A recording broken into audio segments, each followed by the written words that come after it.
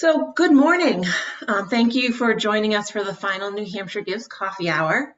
I am Deborah Clark. I'm the New Hampshire Gives project lead here at the New Hampshire Center for Nonprofits, and I'm joined today by my colleague Kelly Wing, who will be keeping an eye on the chat and making sure that I don't go off in some weird direction. She keeps an eye on me. Did you know that New Hampshire Gives is only 20 days away? I try not to look at that countdown timer very often, but I did look at it yesterday and I was scared. It seems like there's still a lot to do. So the purpose of the coffee hour is just to give you a little bit more information, a bite-sized chunk of knowledge, and then open up and have an open forum. So that's what we're going to do today, and I'm going to start off by just giving you some announcements. I'm disappointed to say that I still do not have an announcement about the amount of the bonus pool. I will say that the best way to incentivize your donors is to secure matching funds for your organization. So it doesn't matter how big or small. There are $100 matching donations up there. There are very large matching donations up there. Other announcement, the New Hampshire Gives swag store is open. T-shirts, sweatshirt, hats. I just ordered some coffee mugs yesterday. So get a little something for yourself or something to use as an incentive with your peer-to-peer or your staff. Use them as thank yous. There's plenty of things that you can do with swag. If you haven't already done so, take a few minutes to submit a brief statement about how New Hampshire Gives has impacted your organization. Kelly will put the link in the chat for you. The ones that we have gotten so far are great. And what I'm doing with these is I'm collecting them and I'm going to put them on cards and give them to Scott and Greg during the live stream. So they'll have some opportunities in between interviews and that kind of stuff to feature some organizations that may not otherwise be featured. I'm going to harp on matching again. We have 25, no, it's more than 25. We have matches totaling $350,000 organization matches. So each organization, that's 28 organizations out of the 520 that we have registered at this time. So we will be using that number, that total organizational matches, when we do a press release in 2 weeks. So try to get your matches in there. I want to take a look at one thing related to matches just to show you something. So I'm going to share my screen. Yep, there it is.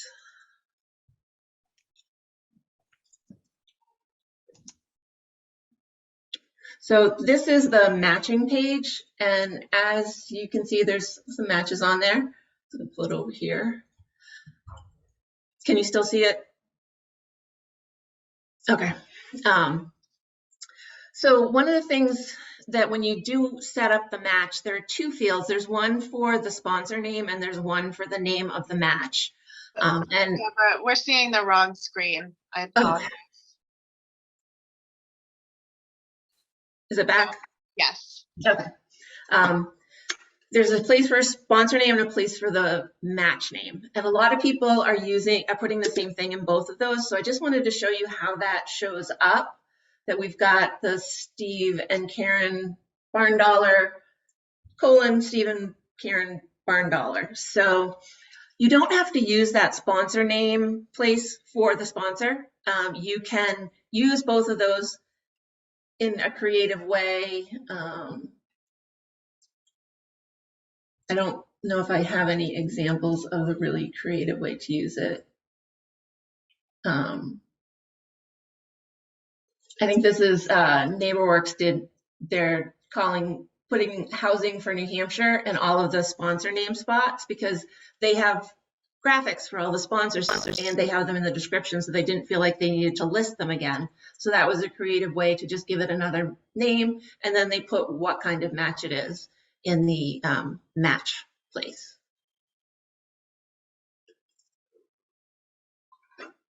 So that's just a tip to have your matches be the most effective that they can be and the most interesting for people to look at.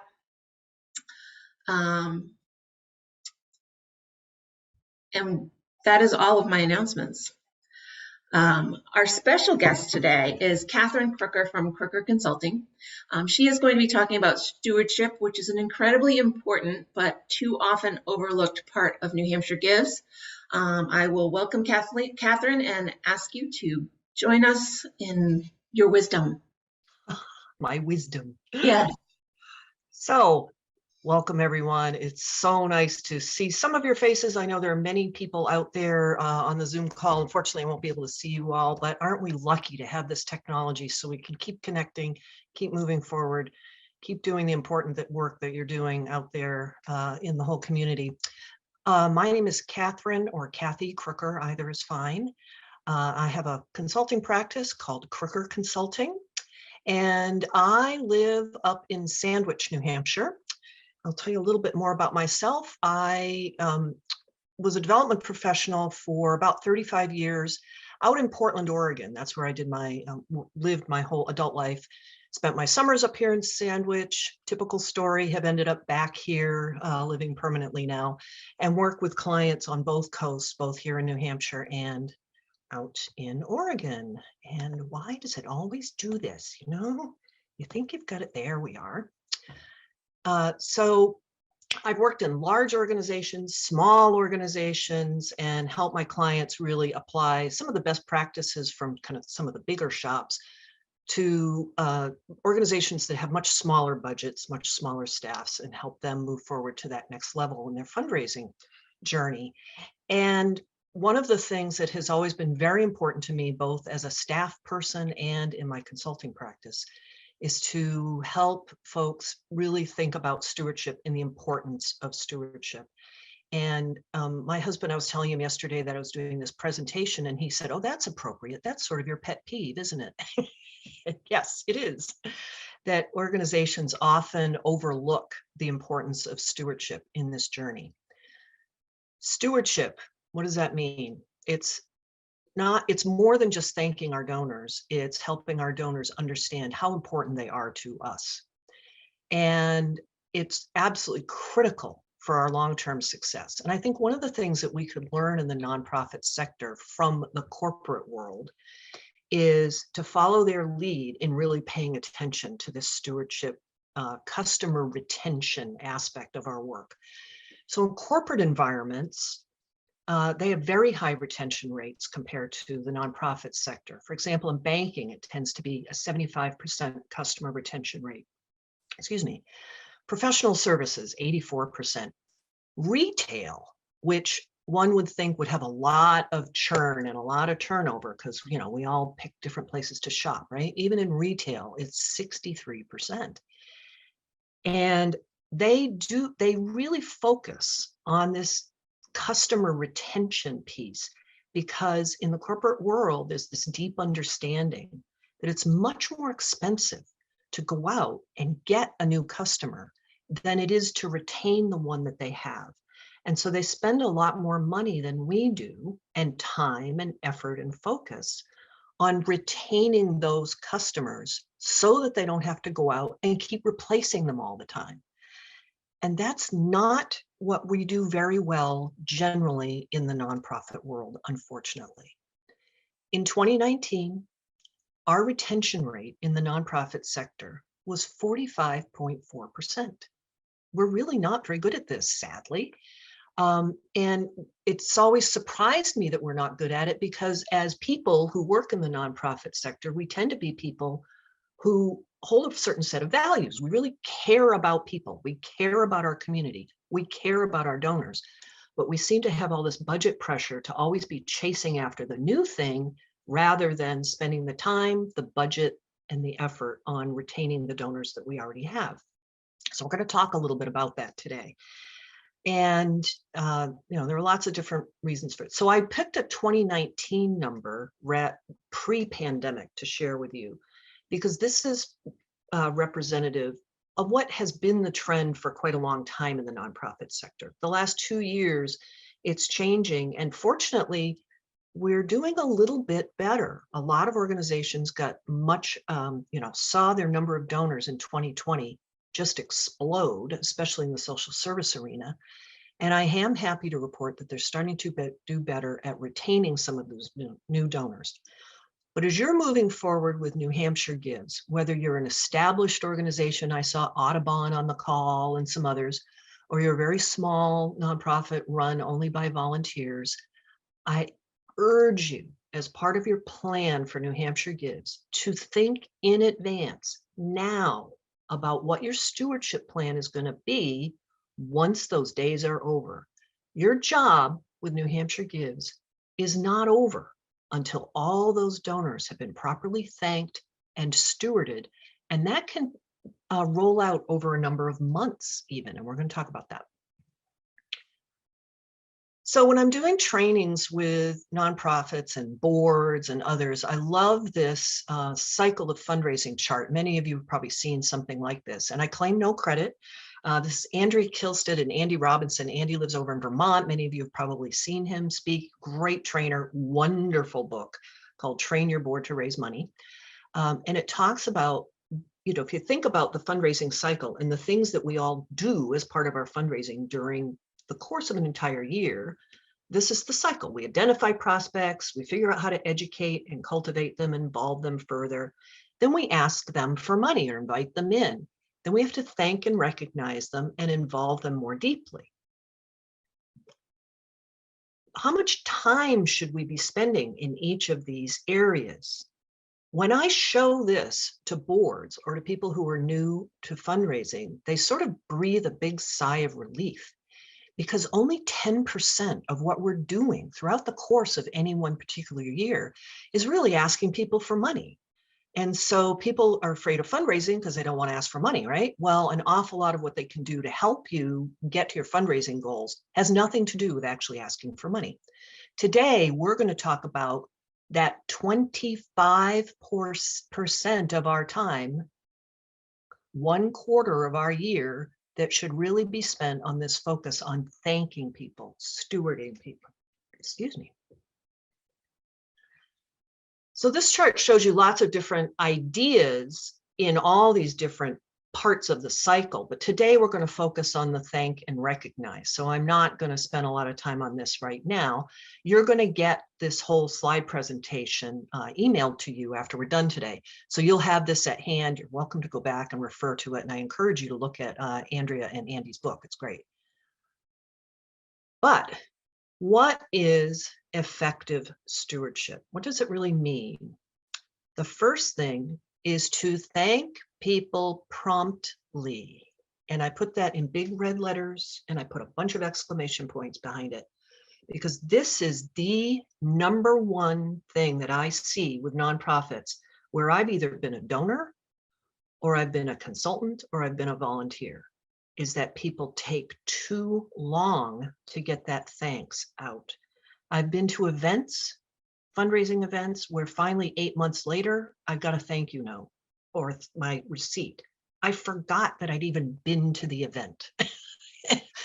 I've worked with nonprofits that, their year-end giving, they're finally getting the letters out, in June, which is crazy.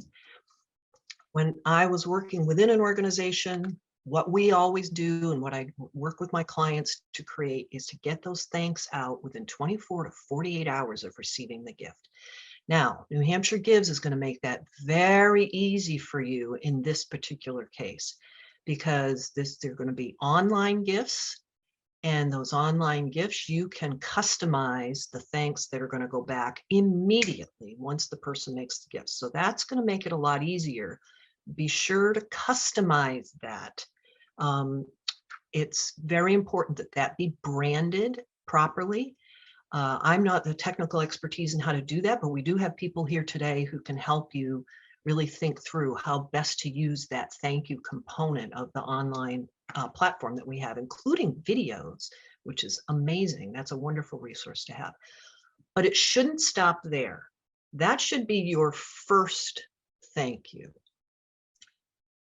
For some of you who have been around fundraising as long as I have, as you can tell by the gray hair, there was a wonderful fundraising leader who helped set a lot of things in place in our industry named Jerry Panis. And Jerry's passed away now, but he was an amazing trainer and guide and coach and mentor to many of us.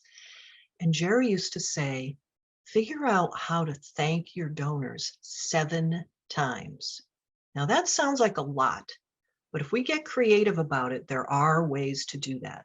So here's number 1, is that immediate gratification of the email receipt that comes back to them saying, thank you for your gift. Personalize that, put a video in it or a photo. Then there are lots of other creative ways to continue to thank people. And you don't want to do these all at once. To have an effective stewardship plan, which should be an integrated part of your fundraising plan. Your fundraising plan should include how you're going to raise money, and it should include, over the course of the year, how you're going to thank all these donors. You want to spread out the thanks so you keep having touches with people and reminding them that they're connected to your organization. What I often do is have board members make thank you calls to either new or high-level donors or donors that have made surprise gifts. And those thank you calls can come within a month or 2 of the gift. It doesn't have to be the very next day. And board members love doing this. It takes a little bit of coordination on your part. If they call and they only get a voicemail, just leave a message. They don't have to actually keep calling back till they get the person. Just leave a message. It's incredibly impactful. A personalized note from your executive director or other staff. If you're an organization that serves clients, figure out a way during the year to have the clients do a thank you. Maybe it's a thank you video. I have a client who uses an online platform, and they'll send a thank you video every few months to a certain segment of their highest level donors. Make sure you're adding people to your e-newsletter list and that you're thanking them on your website if that's appropriate for you. And don't forget to reach out to donors and say, hey, you were a first-time donor to us. We're so happy to have you on board. May we tell your story about why you gave? Or you've been a long-time donor. May we share the story of why you gave? Because donors telling other donors why this is important to them is really motivating. And then for some organizations, you can have a very simple donor thank you event. Don't go over the top. Donors these days really don't want to see you spending their money on stuff that goes back to them. But there are great ways to do a simple thank you. I'm on the board of the Sandwich Home Industries here in our little village of 1,300 people here in Sandwich. And the League of New Hampshire Craftsmen actually started here. We're the home of that. And when we open this month on Memorial Day weekend, we're going to have a little thank you donor reception. It's going to take 15 minutes to put it together. People are coming into the gallery, have some cheese and wine, and we're just going to thank them. So it's very simple. So think of something you can do that's simple but impactful. And even if the donor can't come to the event, they will feel valued because they've been invited and they know that you're spending the time and the energy and the effort to put something like that together. So the last thing I want to talk about is what's a receipt versus a thanks? And organizations can sometimes get this confused. So you should be sending one receipt to your donors for each gift. And so, for example, if you have a donor that says gives you monthly and they say, I want a year-end receipt, don't send them a receipt every month. Just send them one at the end with all the gifts on there. The IRS frowns on it if you're giving people receipts for the same gift more than once. And that is a very transactional sort of thing. It should include your tax ID and that standard language, you know, no goods or services were exchanged, blah, blah, blah. And that should go once. And when I'm working with bigger organizations, I make sure that that kind of receipty language comes from the organization itself or the development office. That's not the one where I want the board chair's signature on it. I want that to be more of the thank you note your grandmother would have sent is the thanks, or the heartfelt thank you that's not transactional, that doesn't have that tax ID and everything. So it's plenty. You can thank people as much as you want, but only send them one receipt.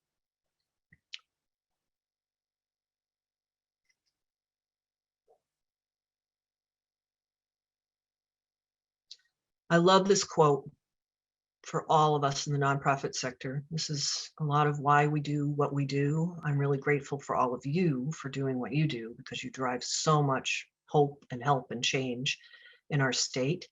And I encourage you to do two things. If we were in a room together, I, as your facilitator, would do what? Of course, I would make you like break into small groups and have a conversation about what has worked in your shop. And unfortunately, we can't do that very well here on Zoom, but we have plenty of time this morning to chat together.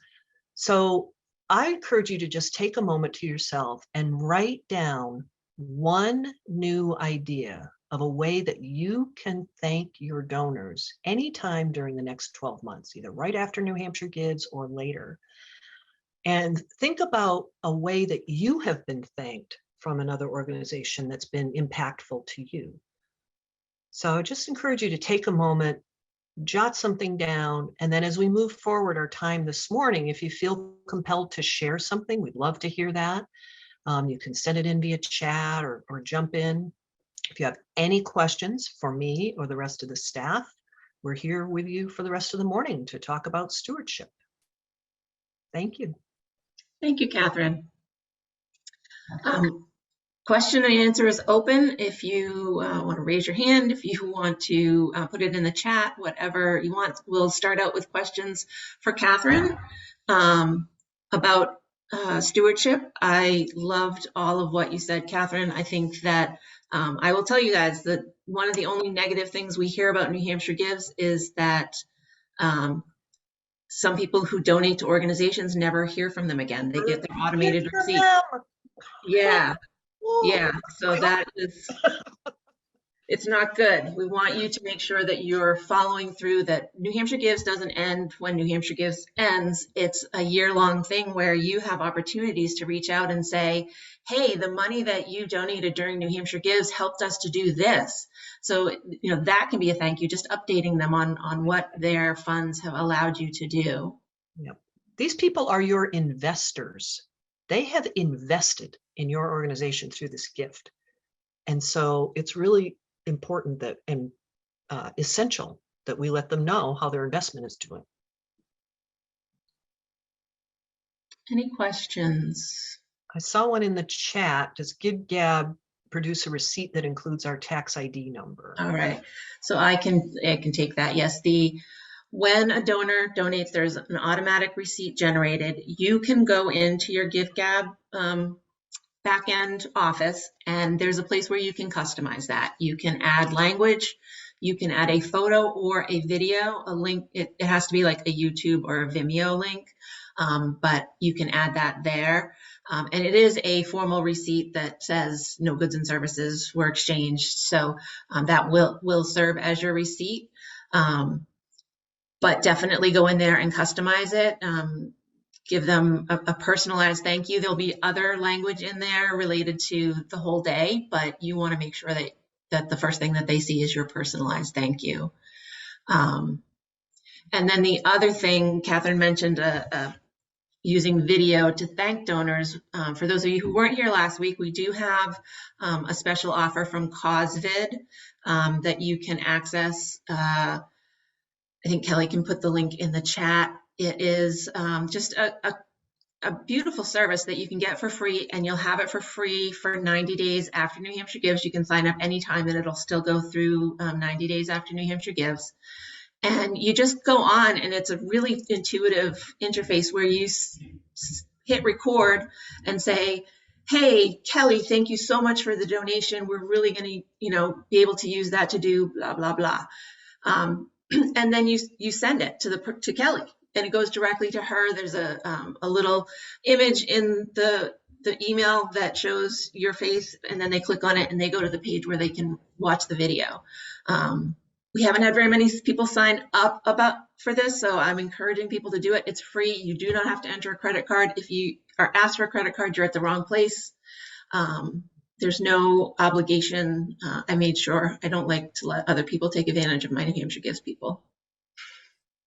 And that is the similar platform to the one my client in Portland, Oregon has used. And it is super easy. And we hear lots of positive comments back from donors who really appreciate that simple. And it doesn't have to be high production value. We're all used to the videos now done, you know, of this quality, you know, have to go out and hire a videographer. Kelly, are there any questions in there related to? It looked like Jean started a question, but looks like maybe we lost the end of it. Jean, if you want to. Can you hear me now? Yes. I'm really helping the peer-to-peer fundraisers set up their fundraising pages. And in one case, I'm both a library trustee and I'm chair of the foundation. So it's my email address. I happen to have 2 email addresses, but I have a little trouble getting in, how I get into the separate places to do the editing of those pages. It feels cumbersome. So I could use some help in how to do that. Any suggestions? I mean, I think, do I start from GiveGab if I'm going to edit the pages? Yeah, I think if you start from GiveGab, the landing page that you go to is different than if you sign in through NewHampshireGives.org. And I think that will give you more access to the things that you're looking for. I'm not sure though, Jean. If you're struggling with that, I would definitely reach out to the GiveGab folks because they are the absolute experts on this and will be able to help you figure out how to make it easy for you because that's their goal. They want all of this to be easy. I'm sorry, I don't have a better answer, but. Okay, thanks. You're welcome. I got a direct message asking, do we need to enter the language about no goods or services in the message we create?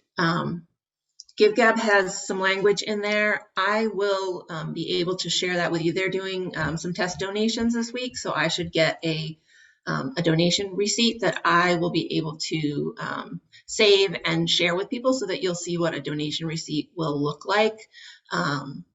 So I will make the note to share that.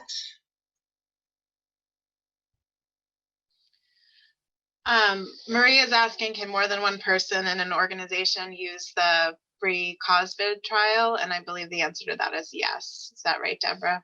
Right. You set up one trial and then you can have as many people as you want. Basically, you go in and you send them an invitation to do it on your account. Abby's asking if the automated response from New Hampshire Gives is a receipt. This will mean that many of our donors will receive 2 receipts because they donate multiple times. Is this okay? Yeah, it's automated. They're going to get multiple receipts. Any thoughts on that, Catherine? Well, they're getting a receipt for each discrete gift. They're not getting multiple receipts for the same gift. The problem I see really isn't related so much to New Hampshire Gives. It's often organizations where somebody's giving to you monthly and you're sending them a receipt every month. And then at the end of the year, you're sending them another receipt that has that year's gifts on it. That's receipting somebody twice for the same gift. Thank you. Thank you. Janet's asking, how does one edit our story on your website?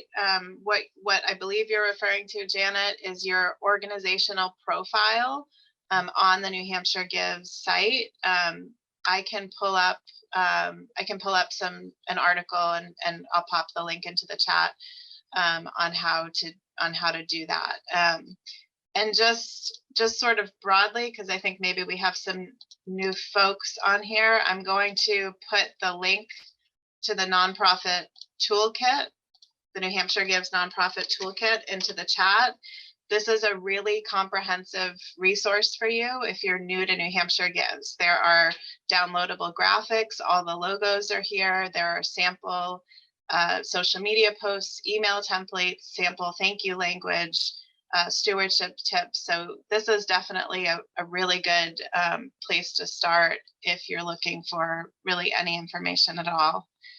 But I will pull up that organizational profile article for you, Janet. Tina, do you want to go ahead and unmute and ask your question? Yes, good morning, everyone. My name is Tina, Less Leg, More Heart. We're a charity that supports amputees. I'm new to this amazing resource, the Center for Nonprofits here in the state. I'm really blown away by all of the things that are here, and my lack of awareness of it prior to now. So just getting our feet wet, or foot for us amputees. But what is the benefit? Sorry if this is a bit ignorant or redundant. My team has asked, what is the benefit to New Hampshire Gives platform and using the external GiveGab crowdfunding platform, aside from other crowdfunding or other fundraising platforms that may be used to drive traffic directly to nonprofit websites? Could you just review maybe the benefits to joining this program? Sure. Probably the biggest benefit is the statewide promotion of it. You know, everybody, particularly starting in 2020 and 2021, people that had never heard about New Hampshire Gives were all of a sudden telling me it's in my social media feed all over the place. I'm seeing it all the time. That annoying green is everywhere. So that is one of the biggest things. You're benefiting from all of these other organizations that are also promoting it. You're benefiting from the paid advertising that we do. That's, you know, we'll have a full page ad in the Union Leader the weekend before. So that's one of the big benefits. And the other is it's so many nonprofits tell me about the sense of community that they get through New Hampshire Gives, that we're all in this together and we're all working towards the same thing.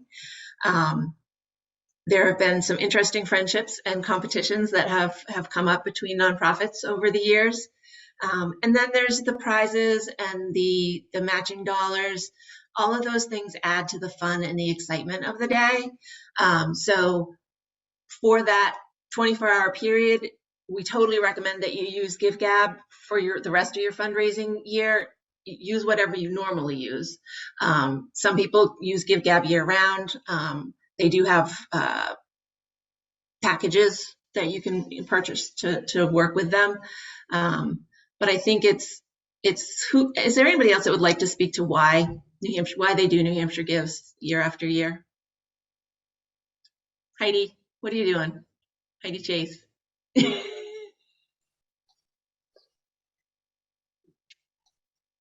Yeah, so this is my third year doing New Hampshire Gives, and I think a huge part of it is just the training that New Hampshire Center for Nonprofits gives us.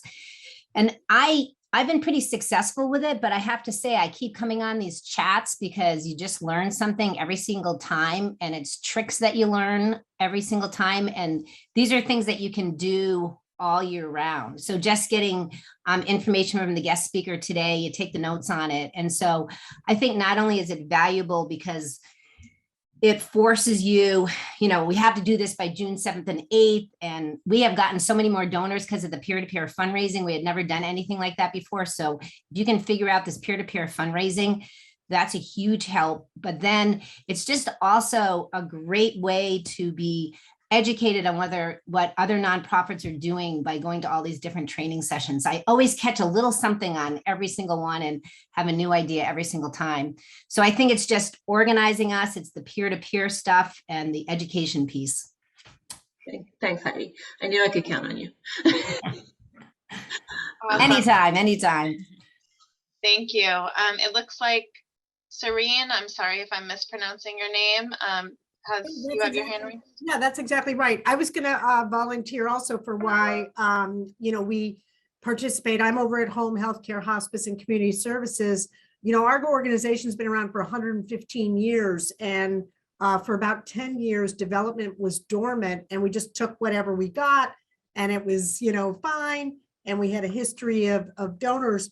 What this organization does, as well as the New Hampshire Day of Gives. This is also our year 3 because we hadn't been done it for a while. Is we got on the map not only with the matching, but we worked with organizations to get matching from them, and they were excited about it. This year, for the very first time, our board is the matching group. Like we were able to say, we got a lot of no's, but really, we see what other people have done. We're inspired, and we have a policy where the board gives. And so why wouldn't this be it for, and I think we're closing in on, it's well over $1,000, and we had 90% participation. But the sophistication of what we get in this collective group, we would take us a long time and a lot of resources to get to. The landing pages, the way that this happens with the receipting, the acknowledgement, the tracking on the day of, so you can see where you are on the leaderboards, like all of that, I understand is tied together by utilization of this community platform and the infrastructure, structure, process, outcome. We couldn't do this on our own, and we would not have been as successful growing it. I think at the very end, we did a little video to say how close we were, and we exceeded our goal by $5,000 last year. And I could go on and on, but if anybody's new, it grows your donor base. It has all of the pieces done for you. So I'll stop now. Thank you, Serene.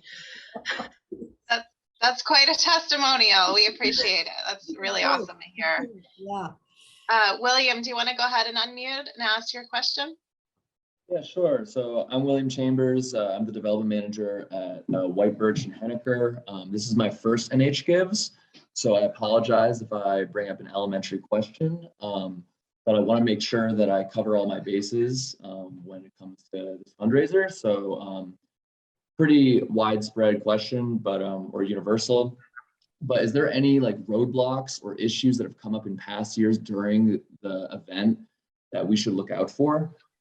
Just maybe like technical issues or just random variables that have caused issues in the past that we can maybe prepare for. And part two of my question is there any like way that we can track the specific donors for each peer-to-peer fundraising page and make sure that we just have that in an organized list and can reach it whenever we need to? Okay, two-part questions are really hard for me, Will, so I might have to make you repeat that second one, but No problem, sorry. The site is monitored intensively by GiveGab that day. We've never had any. Last year, the site went down like the morning of New Hampshire Gives, and they were in a panic, but it was up within 5 minutes. So they're on top of it. The thing that I would say as far as glitches is, we've put this in a couple of the emails to you guys. Make sure you go before the day and search for your organization and make sure your profile is showing up. That will tell you that you are all verified and that everything is clear. We had an organization last year that they had created a duplicate organization and the wrong one was showing up or something like that. So it was more of a misunderstanding than a technical glitch, but definitely, take the time. When we close registration next week, the site will change over to what's called the pre-giving phase. And at that point, there'll be a really big link that says, go look at the nonprofits that are participating. And that's a great time to go and check that out. Second question, remind me. Sure, yeah. So is there any specific place where like we can look at the donors that are giving to our peer-to-peer fundraising pages and just like a list that we can view whenever we need to? Yep. When you once donations start coming in, you'll be able to go in and download. Well, you could go in, Will, and look at last year's. I know this is your first year, but White Birch has done it previously. Yeah. You can download last year's and see all the different fields that are downloaded. It shows you what fundraising page it came in from. It shows you if it was a match amount. So there's a lot of information in that spreadsheet in your GiveGab profile. Okay, great. Thank you. You're welcome.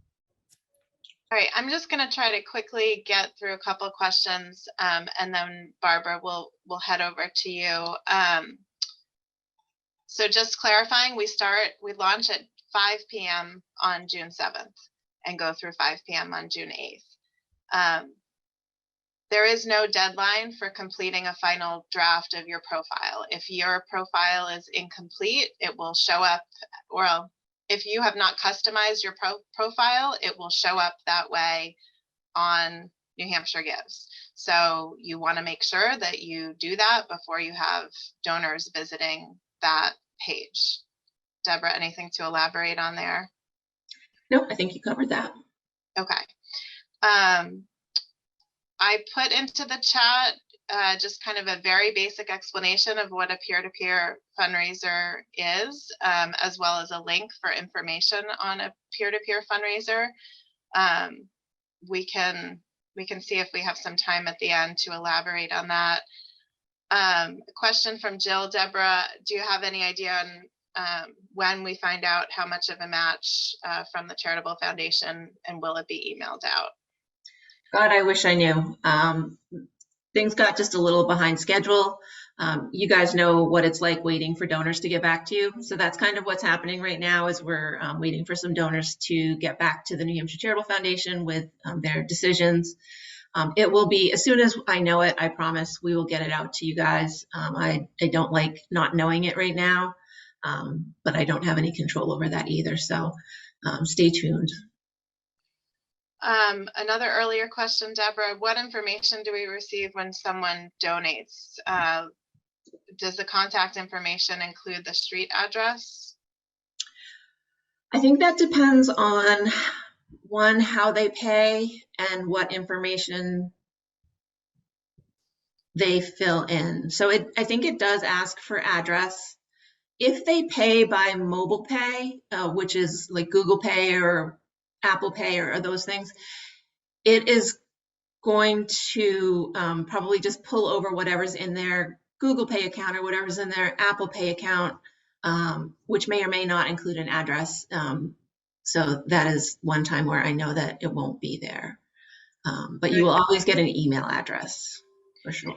Can I jump in here for 1 second? We didn't really talk about that in the kind of how you thank donors, but it's becoming a bigger and bigger issue or question or challenge for nonprofits with all this online giving. A lot of the time, you're only going to get an email. You're not going to have the traditional, be able to send them a handwritten thank you card, because they're only going to provide that if they want to. And that's become more common with giving.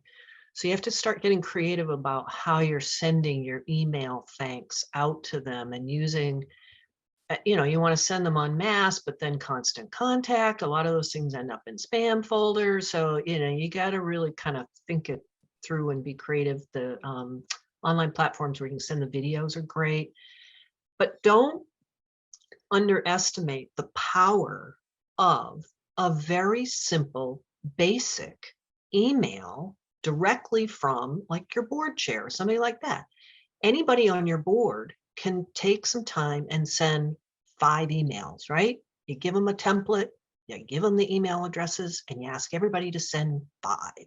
Don't overwhelm them. Don't ask them to each send 100. They won't do it. But if you ask everybody to do like 5 and, pick the top donors or pick the newest donors or some segment, don't stress yourself that you're not going to hit every single one. Okay, so there's some thoughts about this whole, you don't have a snail mail address, what do you do? Thank you, Catherine. Thanks, Catherine. And just for folks that are new, all of the information about your donations will be found in your Giving Day dashboard in real time once we launch. So you can go there and you can see what's coming in, and you will see the contact information, the amounts for your donors there. Barbara, let's head over to you. Do you want to unmute, please? Hi there. Thanks for running this Q&A. I'm Barbara Richter with the New Hampshire Association of Conservation Commissions, and this will be my second year with New Hampshire Gives, and I found it was really an effective way to get the board involved. And my question for you is, several board members, especially the ones that are donating a lot of money, don't want to donate through GiveGab because of that fee. That, again, if it's a large, it's doesn't sound like a lot when it's $50 at a time, but if it's a larger donation, it adds up. And I absolutely agree with them. They know who I am. They want to send me a check or send me something directly. So does that count though? I mean, in my mind, it's a matching gift, but how does that work from your end when you're essentially not seeing those funds? Can I count it as a matching gift, or is that just? Yeah, we don't need to ever see the matching funds. We, trust that you guys are putting in legitimate matching funds. So you would go in to your profile and add a match. and maybe call it, the board match, and put the total amount that they've given you. I know that Will just set one up. No, you're doing peer-to-peer with your board, right? Will? Yes, we're doing peer-to-peer, but there was kind of like a software issue where they had a kind of a problem grasping the software concept. So I just made a universal page so they didn't have to make one themselves, just making it easier for them. And we've had good feedback from that. Good. Yeah, so, but you can, if you go onto the matches page, you'll see examples of people who have put up matches that are actually a board match. So their board members are sending them checks, and they're using those as a match. Okay, great. Because that's really what the board would like to do, and, send it directly to me. And last year we had kind of a half and half thing. So, but anyway, knowing that, I'll make it clear to the board that they can send it directly to me, and we'll include that as the match for this year's New Hampshire Gives. One other quick question I have, is there a way to access my profile from last year, or is any of that saved? Because I spent a lot of time, creating the profile, and I wish I had known that it wasn't going to be saved, or because it is saved. Okay, so like the photos that I put up there last year and everything. Yep. You should be able to copy that right over. Okay, good. Because for some reason I went in, maybe it was a while ago, and it didn't show up. So if I have problems with that, transferring that profile, I guess I'll just check in with technical support there. Yeah, they will be happy to help you. They're awesome. Okay, thanks so much. You're welcome. I'm sorry I made you wait for your answer. No problem. She messaged me. She was like the first question, and then we made her wait. That's no problem. I see Abby has her hand raised. Let's go to you, Abby. Do you want to go ahead and unmute? Yeah, thank you. I've always been a little confused about what match really means. Does it really mean that the person's not going to give us the money if we don't get the match piece of the money? Or are we just sort of bragging about the fact that we already got a bunch of money? Or what does this really mean? You have a conversation with your donor about that. Basically, you say, we'd like to use this as matching funds. And what happens if we don't match the whole amount? Let's say you have a $10,000 match. What happens if we only get $9,000 in online donations? And I think for the most part, people will say, yeah, you can just keep the rest of it. But it's having that agreement with somebody who's going to send you a check, and that you're going to use it to incentivize your donors, so that every time somebody donates, another donation gets added to your total. Does that answer your question, Abby? Yeah, it always seems to me a little bit, is it really a match if you're going to get the money either way? But I guess that's just my view of it. It sort of seems,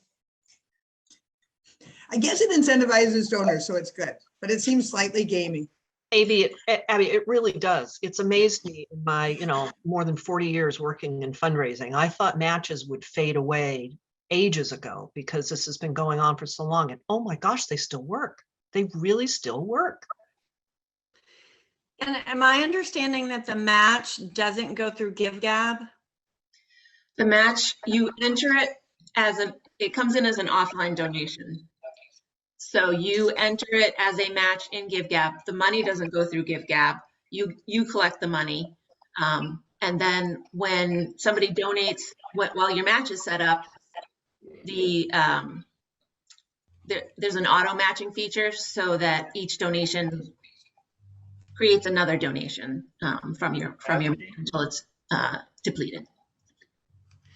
And on the GiveGab where it says the maximum donation for this match, is that so another person doesn't do, say it's a $10,000 match, they give $10,000 and then the match is over?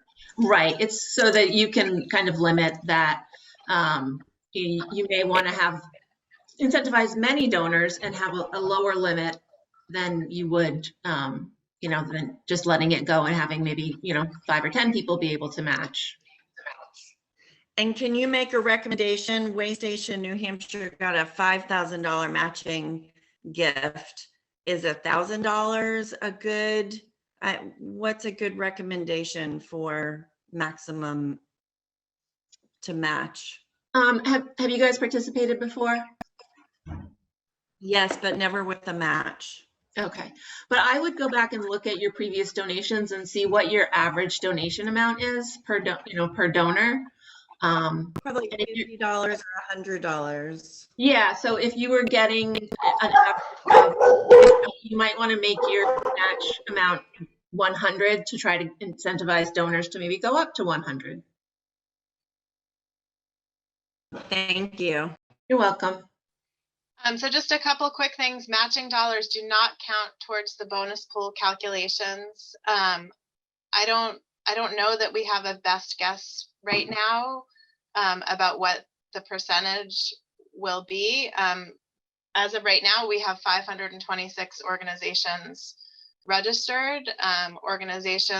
Every organization that raises over $300, exclusive of any matches, will be eligible for that pool, if that sort of helps. I know we're kind of running out of time here.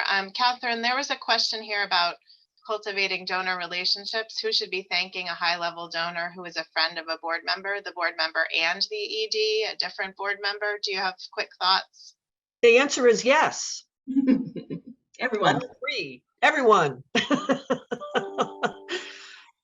Certainly, it's really critical that the friend of the donor, who's the board member, be informed and in their own personal way, thank that person in whatever way is appropriate.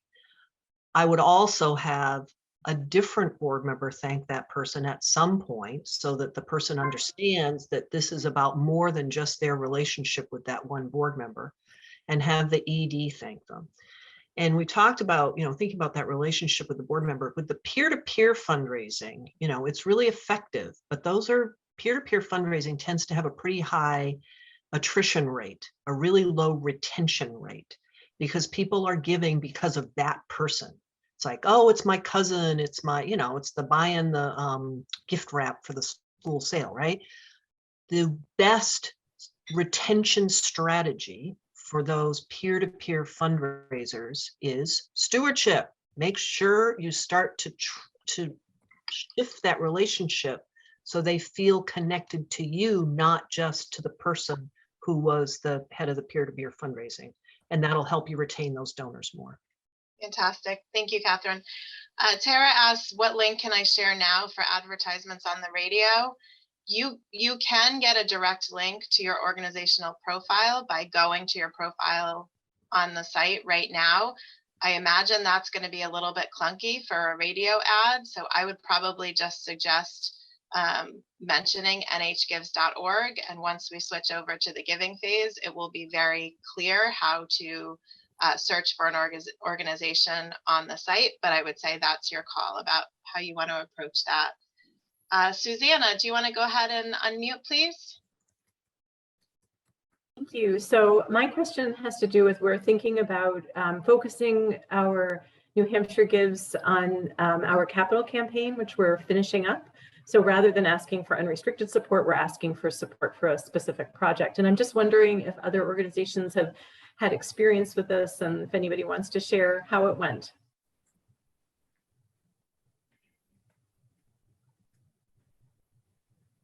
I know that there have been organizations that have finished off capital campaigns during New Hampshire Gives. I don't remember off the top of my head who they were or how that worked for them. I think it would kind of depend on how big is the nut you have to crack? How much is left? Is it really reasonable to think that you're going to raise that amount of money? So, and only you know that within your organization, but people want to feel part of the winning team. So if it's close enough and you feel like, yeah, this could really put us over the finish line, that could be a very exciting way to do it. But if your finish line's pretty far down the road, I would still stick to just unrestricted and then go back to them for a campaign gift later. We're close. I'm hopeful. We have a couple of strategies, and New Hampshire Gives as part of it. So I think it could be a really great, it seems like the timing is working out well. So thank you. Great, good luck. Thank you. Heidi, do you want to go ahead and unmute, please? Yeah, I just wanted to say one thing to the new nonprofits, because over the last few years, I've done smaller ones and bigger ones. If you're new and you're overwhelmed, just do the basics this year. Don't worry about like the peer-to-peer fundraisers, because that gets really overwhelming and people can't quite figure it out. And you just all of a sudden it's 21 days away. And so if you just concentrate on your doing a good job on your page and doing a good job on your own social media, getting it out there with your board members and stuff, you're going to make some money. And then you're going to learn how to use the platform a little better. And next year you can come back and do the peer-to-peer fundraisers and do that next step. But if you're new and you're feeling totally overwhelmed and trying to learn Give Big Gab, just do the basics this year and know you can add more on next year. And that was a big help to our newer ones where we're all feeling overwhelmed and forget it. Let's just not do the peer-to-peer fundraisers. And then this year, people who did it last year, like, I get it. It was pretty easy. Let's add in the peer-to-peer fundraisers. So don't overwhelm yourself, but, do a good job on that one piece. That's great advice, Heidi. We have seen such incredible growth in the nonprofits that have been participating over the years, because they started out not knowing much about how to do a giving day, and now they're pros and they're putting out incredible social media that's on brand and on target, and they're so much more sophisticated. So you don't start out that way. You come to these sessions and you learn what other people are doing, and you try something this year and then you try something new next year. It's a great opportunity to try new things. Any final questions in the last couple of minutes here? Will, do you want to go ahead? Yeah, I get a quick question regarding social media campaigning and posting. When we integrate the hashtag NHGives into a post, obviously it goes into like a feed of all those posts that have the same hashtag. Is that a hierarchical feed? So as in if we like post more or like integrate the hashtag more times into a post, then it has more probability of being seen in that feed? Or is it like the timestamp when that post is originally published? Does that make sense? I can take a crack at that, and then Deborah, maybe you have more information to share. So on Instagram, I am doing regular searches for the NHGives hashtag, and I am sharing posts to our 2022 story highlights on our Instagram page, and I can pop that into the chat in a second. So that's one way that we're using it.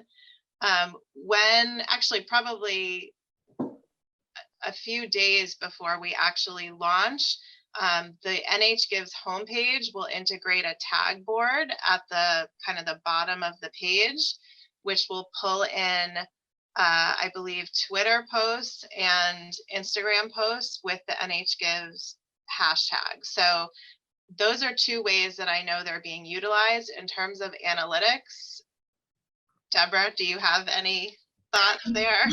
Yeah, well, it's funny because this is a very social media kind of event, and neither Kelly or I like social media. So we may not be the best person to ask.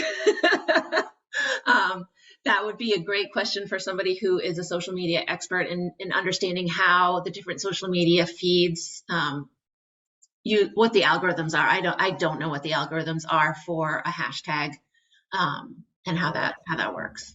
I just don't. We can definitely ask some of our more savvy social media volunteers and get an answer to that.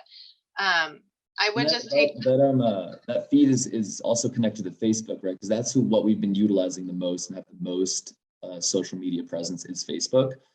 So is that that feed is still very much alive in that social platform as well? Absolutely. The one that will be at the bottom of the New Hampshire Gives page, Facebook changed its whatever a few years ago, so it doesn't pull in as many Facebook because of the security issues that they put in place. So it pulls in Instagram and Twitter pretty well, but Facebook is a little bit more difficult. Gotcha. Okay, thank you. You're welcome. And I would just, in our last minute or so here, give a little plug that if you're not following our Instagram, Facebook, and Twitter pages, depending on what social media accounts you have, I would recommend that you do that. I just put those links in there. We are sharing content regularly that you can share and kind of put your own spin, your own language on how to do that. So that's sort of a, designed to be an easy, kind of quick and easy way for you to add your own content. Just a last question here. Deborah, did we share a link at a previous training with a video for instructions for peer-to-peer fundraisers on how to set up that page? I don't know that we shared that. I think we maybe shared that an organization had created that for their own fundraisers. Yeah, I think that's what they might be referring to. On the trainings page, there is a video that does walk you through. So if you go to New Hampshire Gives and click on the training page in the menu, you will and scroll down. There's a whole section on peer-to-peer stuff. And there are also resources there. There is a fundraiser guide. I'll plop that link in the chat, which you can share with your peer-to-peer fundraisers. All righty, well, we are at 10:01. I just want to say we're having our conference next week, and if any of you are registered, come up and say hi to us. We'll be there. We'll be running around like chickens with our heads cut off because we got like 300 people, coming. But definitely come say hi. We'd love to see you. And just the last thing I would say is, since this is our last, in-person sort of gathering here, be sure to look out for emails from us in the next the next few weeks as we get ready to launch here. That will obviously be our primary way of communicating with you about the bonus pool, kind of helpful last minute reminders and anything else that comes up. So please be sure to check out those emails.